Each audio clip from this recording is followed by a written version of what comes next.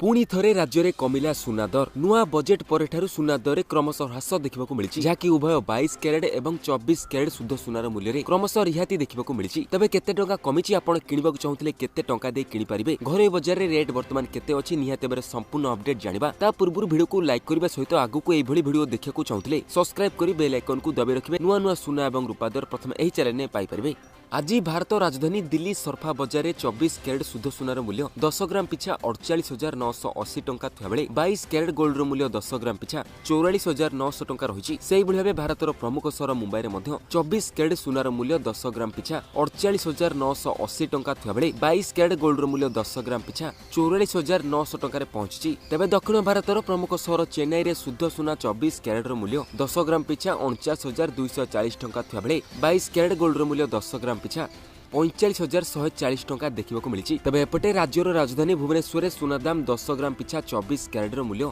48,980 टंका थिया बेले 22 कैरेट गोल्ड रो मूल्य 10 ग्राम पिछा 44,900 टंका पहुंची जहाँकि यह लाटेस्ट सुना दर भारत प्रमुख सहर गुड़िकर। तेज राज्य में रूपा दाम कमिछि 10 ग्राम रूपार मूल्य 615 टंका थिया बेले 100 ग्राम रूपार मूल्य 6,150 से भाव गोटे केजी रूपार मूल्य 61,500 टंका रही। तेज जहाँकि आप संपूर्ण लाटेस्ट सुना और रूपार दाम जाना पाइले वीडियो को एवं लाइक करनी